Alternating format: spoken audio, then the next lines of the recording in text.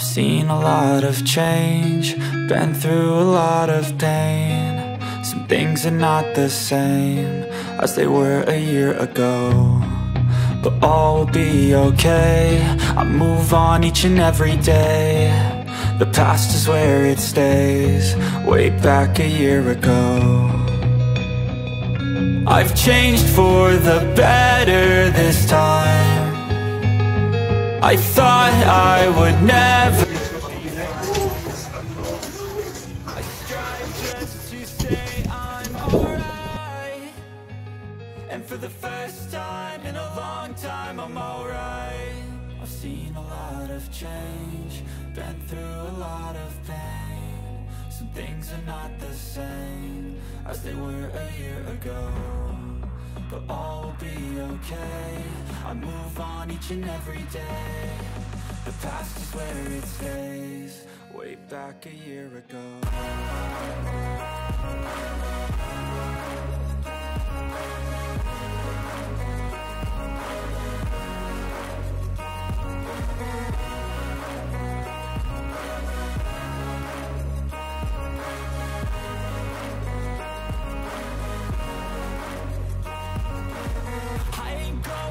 I'm not falling, I'll push all my chips and call all in. I'll bet on myself, you keep stalling. I hear destiny and it's calling. I'll keep my head up high through the downs and lows, and we're all going life. Still nobody knows, but I'ma choose what's right and take what comes and goes, and ain't no one in life. Na kami. Akala ko tapos na yung paahon. Ito pa lang pala mag-start. 이거 딱 들어오는데 이거 어디 갔다 와요?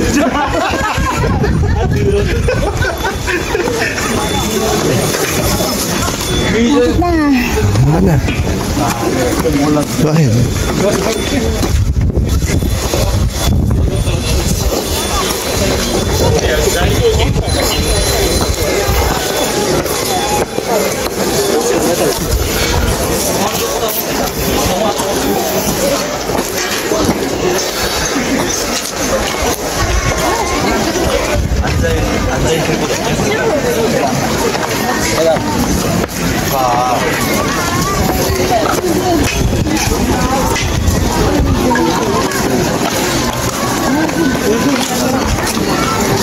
Dami ng ano ngayon, tourist.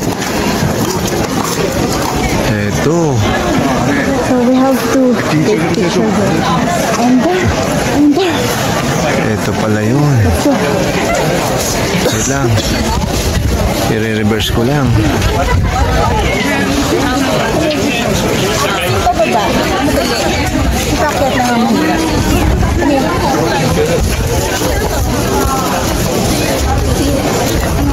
Ito ang ano to? Ay, hindi siya kamot.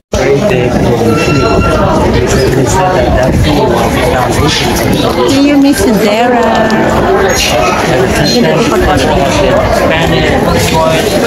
Soil rebuilt entirely.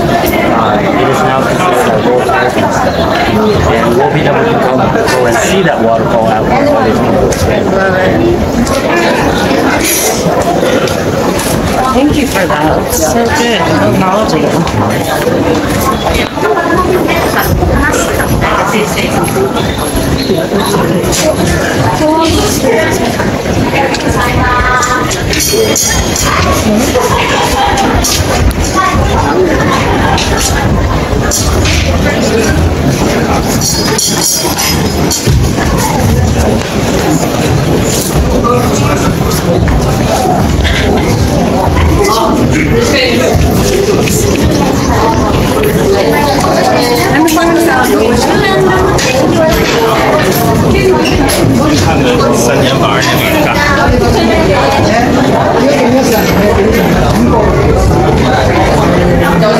Dami. Grabe. Ano camera yun?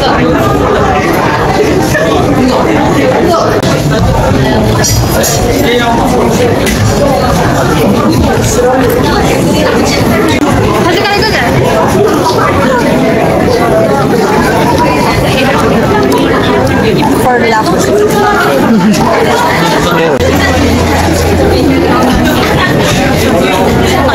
Diretso na yung water. Black water. Wait lang.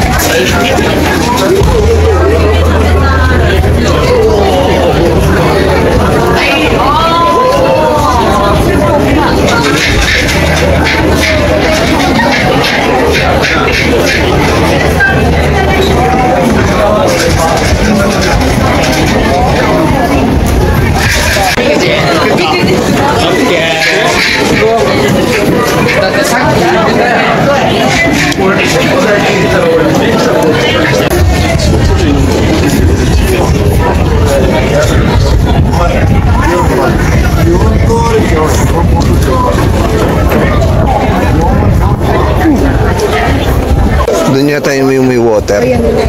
Sa baba. Duro. Ibaba ka. Ay, anak ko. Picture doon mo. Picture sa baba. Baba ka lang, tapos pipicture kita. Dito ako eh. Ay, parang mga pang field trip talaga ng mga estudyante. Yan ang hinahanap.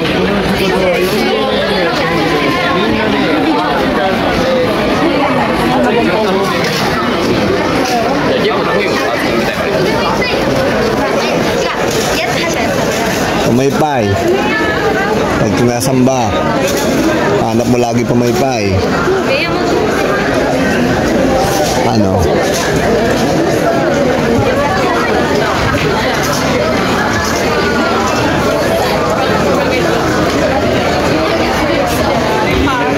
Mahal talaga dito kasi nandito lahat ng ano, attraction.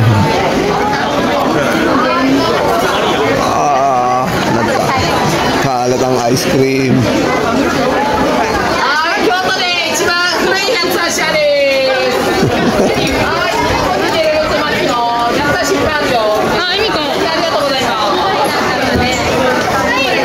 Ha? Sige po, ang dami tao.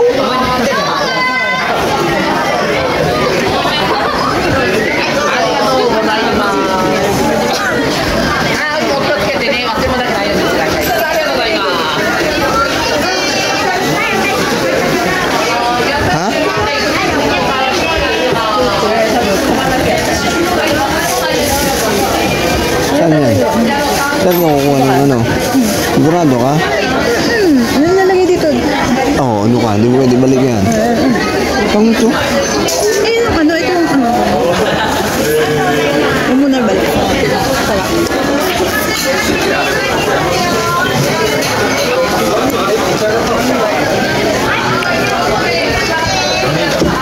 Pabritos pa lang, busog ka na eh. Lagay yun.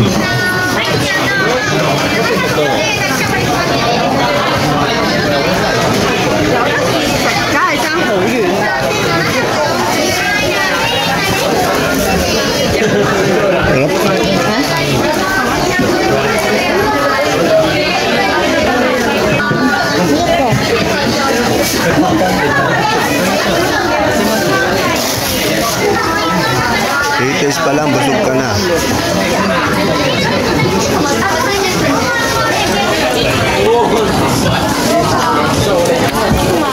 Uy.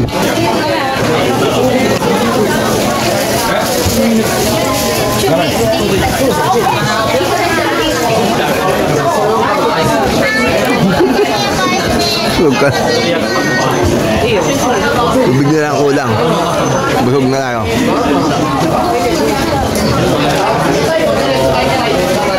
Aba.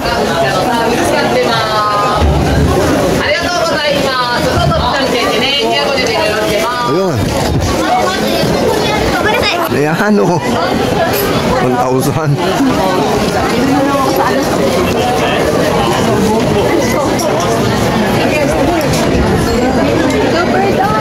Grabe, dami tao.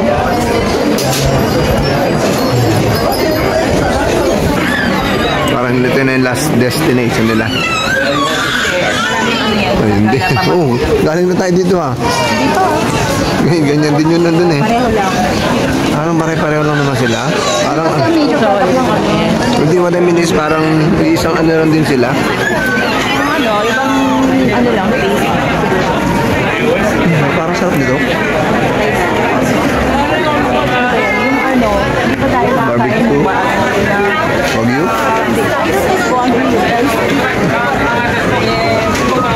yan?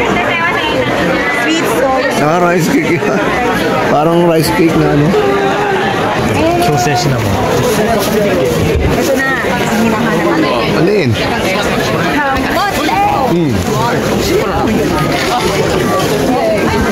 Kamote Ju.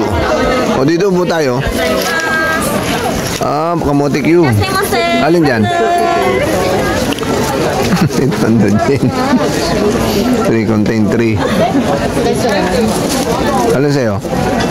Yan? Paano ba kinakain yan? Wait lang siya. Kakainin mo. This one? Yaki mo? This one? Yakimo. Yakiimo. Yakiimo big. How much? 600.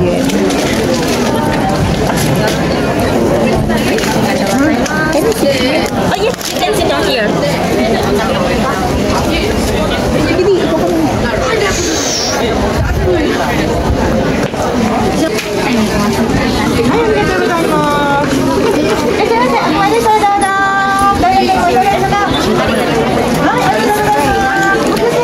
Ano ba ito hinangat? O may kutsara? Hindi ako marunong kumain dito. Pag di ka map. Ganun sila ka ano. Let's try. Ano ba siya? Mukhang Na yan. Oo nga, I know. Oo, ano ka ngayon. Kutsara. Naman. Pero sa atin, gab-gab lang. Nagab-gabin ko lang. May pagayang-gayang ka pang nalalaman. Ngab-ngabin mo na. At doon daw kumain ng kamote ang sosyal. Ang sarap ba? Ng kutsara. Kamoteng kinukutsara. O, di ba? Hindi ba? Social. Sarap naman na. Tumayo sa Japan para kumain ng Kamote.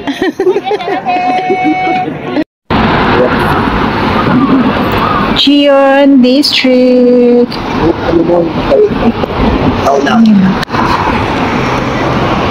Ilang minutes pa ba?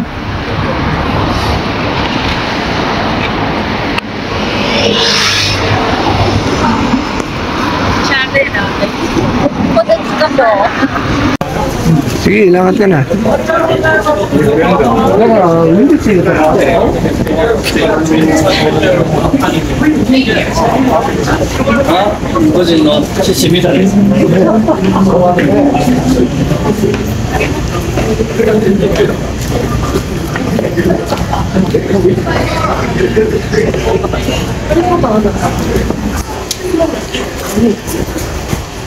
looks like just the whole experience.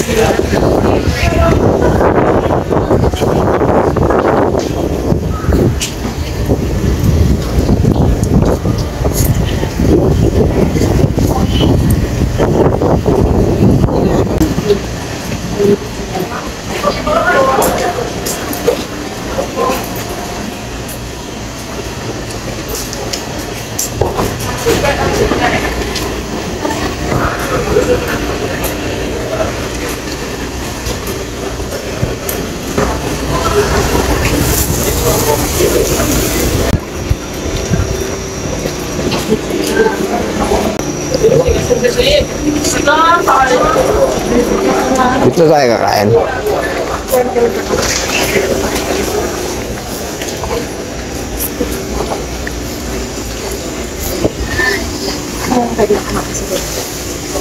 Yun nga, sa tapat na river.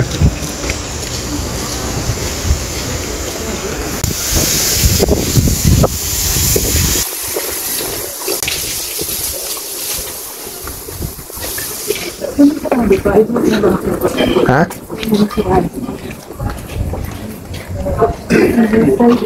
Bukas na, iba.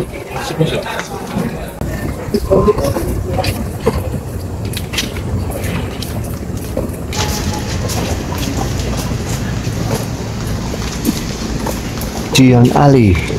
Tama? Ha? Ontocho Ali?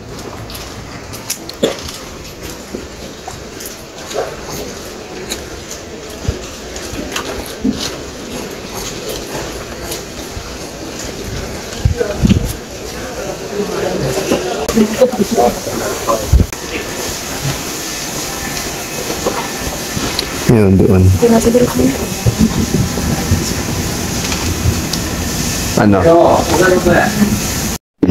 So, after nakakapagod na lakaran, we deserve a good ramen to eat. We are here in Pontocho Alley, and this is the place na pinili namin. Ayan. Kasi marami pang sarado. Ayan. Ayan siya. Ang worth nito ay 1,650 yen. Ayan. Kasama na yun. With tax na yun. Let's eat, let's eat, let's eat, let's eat. O, sige. First take. First try.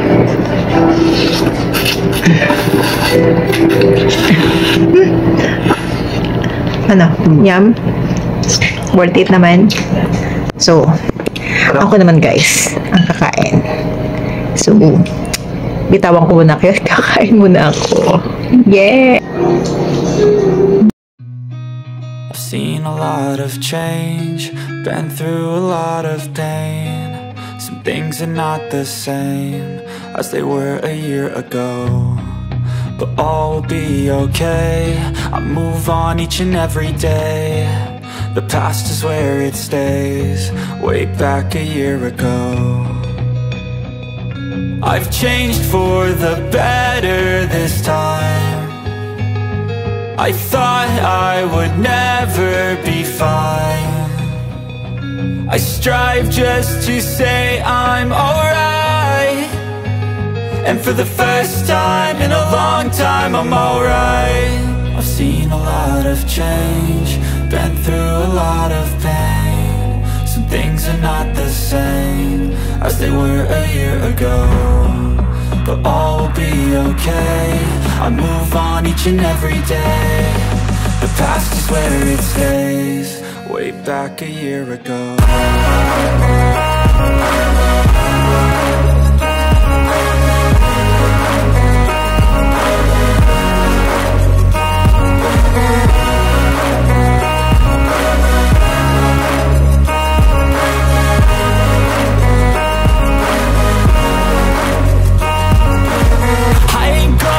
I'm not falling, I'll push all my chips and call all in. I'll bet on myself, you keep stalling. I hear destiny and it's calling. I'll keep my head up high through the downs and lows, and we're all going life. Still nobody knows, but I'ma choose what's right and take what comes and goes. And ain't no one in life holding me back no more.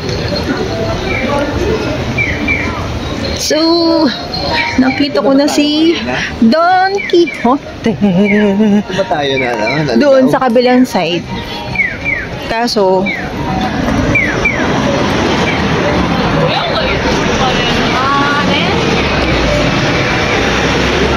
we are here in Gion District.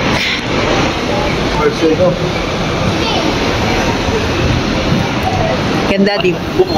Hi. Pagod much. So, nandito na kami sa hotel.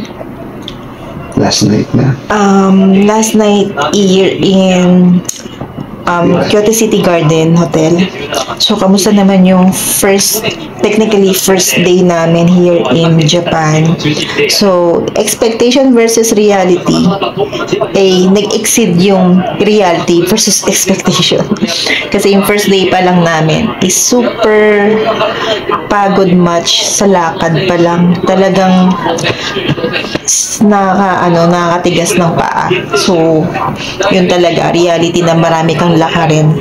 Pero pagdating naman sa sa transportation, kasi first namin from here is going to, laging ang base namin is Kyoto Station.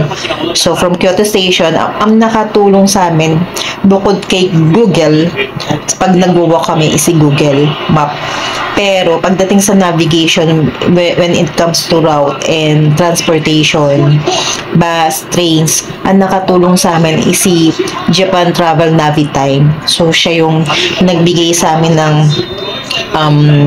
gaan ng buhay sa paghahanap ng transportation o best transportation na pwede namin i-take. Tapos may presyo na rin. So makakapili kami kasi pinapakita niya yung gaano kalapit, gaano yung travel time, tapos yung may different route siya na pwede kang piliin, tapos how much each route. So maganda yung kanyang choices. So tapos ang kagandahan nun, diba minsan nakakalito pagdating sa mga subway, sa platform. So ang nakatulong din sa amin is si Navitime Travel kasi, Japan Travel, kasi yung oras niya. Pag sinabi niyang 1:15, automatic 1:15 darating talaga. So, if ever yung platform mo ay same time na nandun naka-flash. So, 100% yun na hindi ka maliligaw. So, hindi ka magkakamali. Kahit hindi mo, yes. Oo, correct yun. Hindi ka maliligaw.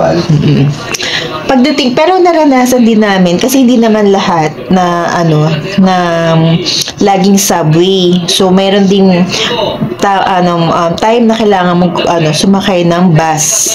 So dapat pagdating sa Kyoto City bus, dito kami na struggle yung bus stop, nakakalito.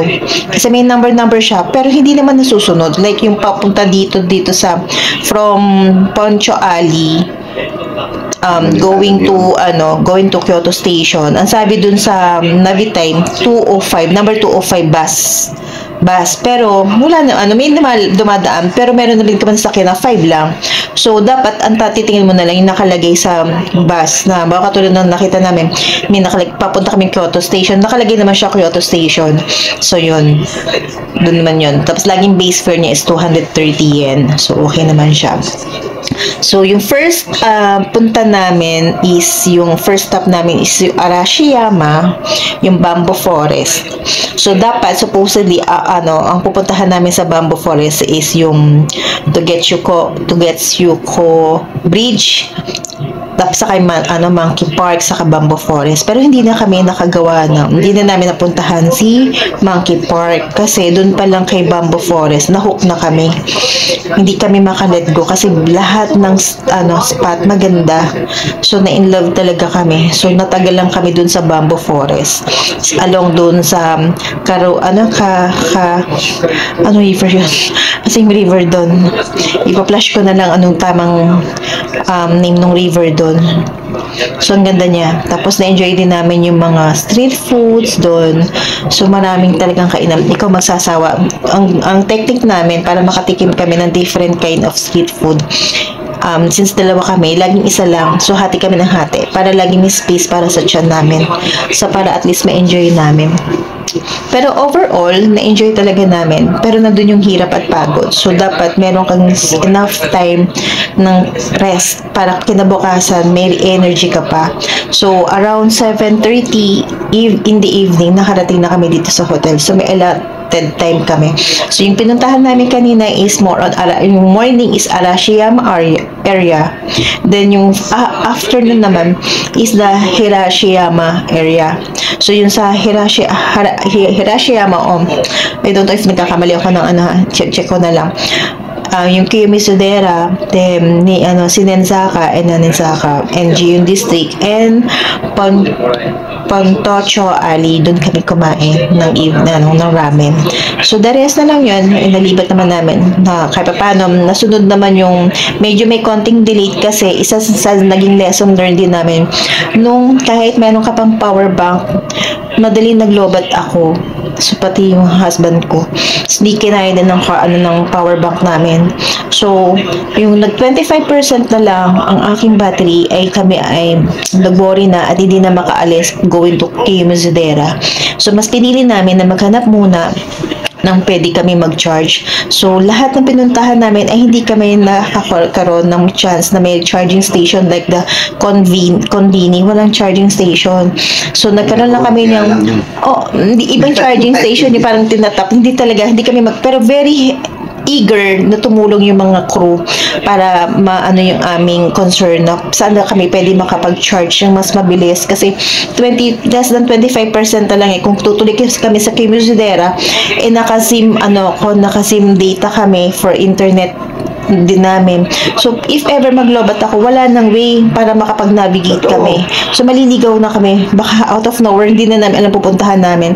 Kasi the moment na may Google Map na kami, meron pa kaming Japan Travel Navitime, yun ang nakakabuhay sa amin para makasurvive kami. So, pag kami naglobat, wala na. So, buti na lang, luckily, meron kaming nadaanan dun din sa way na yon, yung isang cafe.